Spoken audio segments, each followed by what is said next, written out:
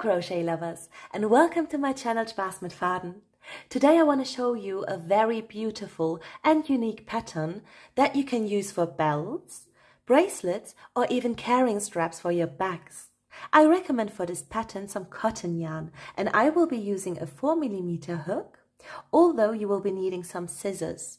My account Spaß mit Faden is actually a German crochet account. This is the very first time that I try to explain something in English as well. So if you like this video, please make sure to subscribe my account and let me know, so that I know for the future that this was actually a good idea, and I really hope you will enjoy now crocheting with me this little bracelet. The first thing that we want to do before we start working our bracelet is to leave like 1 meter of the end of our yarn over. With this yarn we want to close the whole thing up later, and I want to create a slip knot first. Just like that. Then I want to grab my hook and insert it into that slip knot, grab my yarn on my left hand and pull the slip knot tight. And the first thing I want to do now is chaining 6 for my bracelet. For my belt I did start with 15 chains. You can start with as many chains as you want. When you use more chains, the whole pattern is going to get more wide. With less chains it's going to get more narrow and tiny. And as I said, for my bracelet I want to start with 6 chains. And now that I did chain 6, I want to skip this very first chain and insert my hook into the second chain in the row, grab my yarn and pull through. And in this pattern, we want to leave all those loops on our hook till we are at the very end of our row. So I just want to leave these 2 loops now on my hook, insert my hook into the next chain, yarn over and pull through. And I want to do that with all chains in the row, just like this. And as you can see, I really leave all these loops on my hook. This is the last chain that I've got left. I just yarn over and pull through. And I do have 6 loops on my hook now. And now that we are at the end of our row, I want to yarn over and pull through those first 2 loops. Then I want to yarn over and pull through the next 2 loops.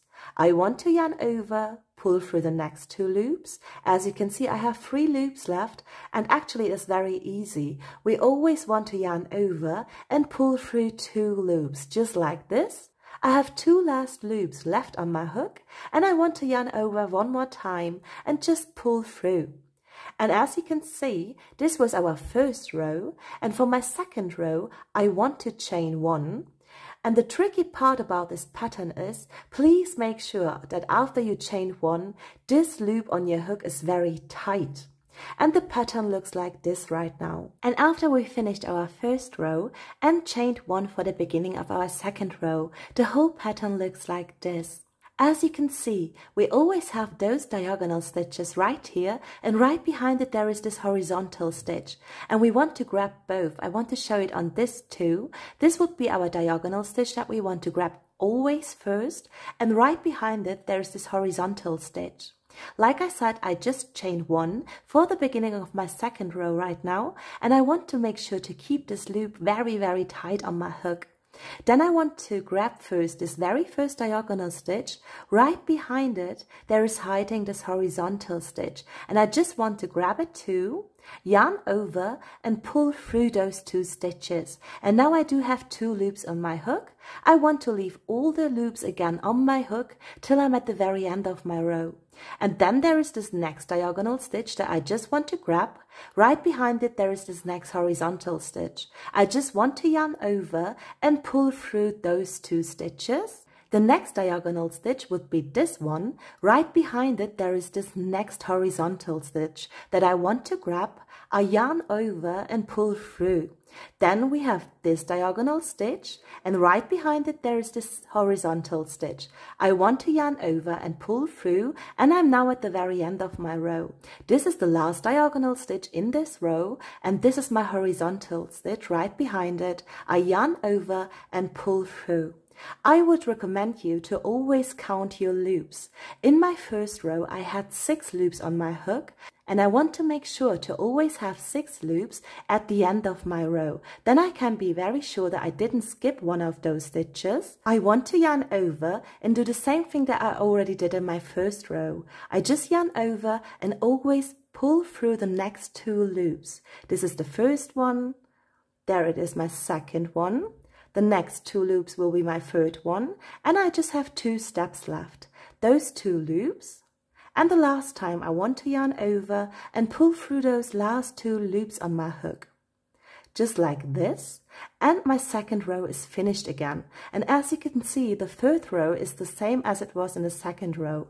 I just want to chain 1 now for the beginning of my third row, keep this loop very tight, and I want to show you how I do it again. This first very diagonal stitch I just want to grab.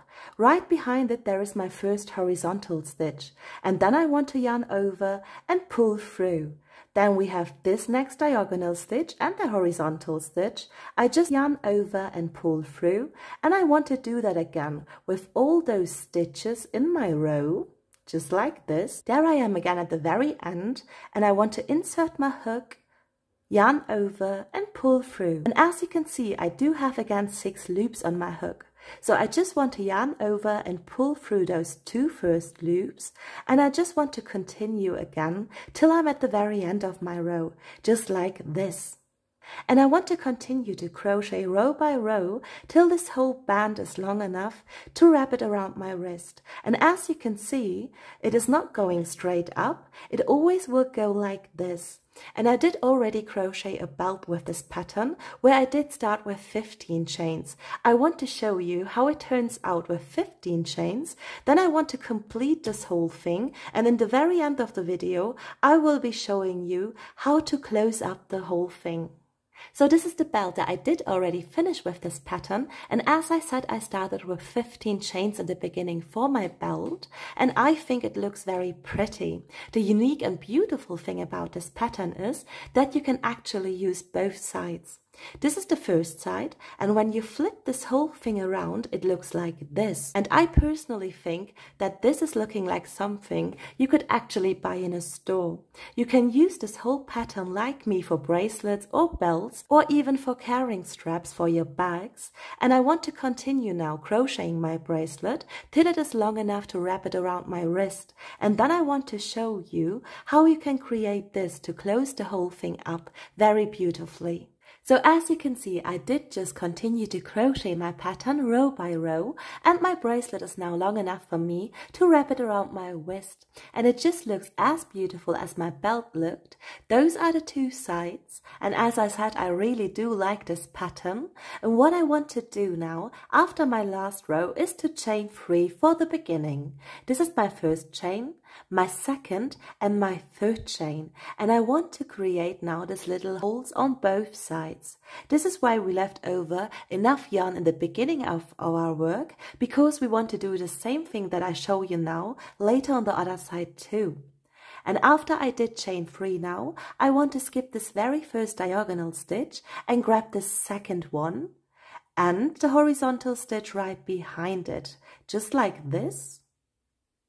Then I want to yarn over, and I want to crochet a simple slip stitch by pulling the yarn through all loops on my hook.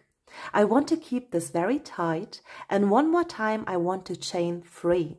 This is my second and my third chain. And again I'm going to skip this diagonal next stitch. I want to grab this one, just like this, and the horizontal stitch right behind it I'm just gonna grab 2.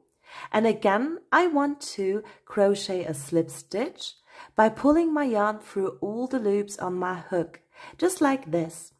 And now we do have this very small 2 little holes. And I want to chain now 35, and then I will be able to close this whole thing up when I do the same thing on the other side. And when I'm finished with both sides, we will see each other again.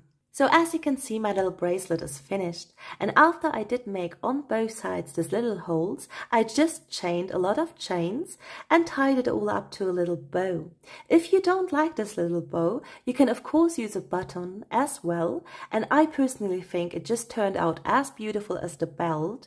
And if you liked this video, please make sure to subscribe my channel and leave me a comment. I really want to know if this whole pattern was for you useful in English, and I hope so much that we will see each other the next time again.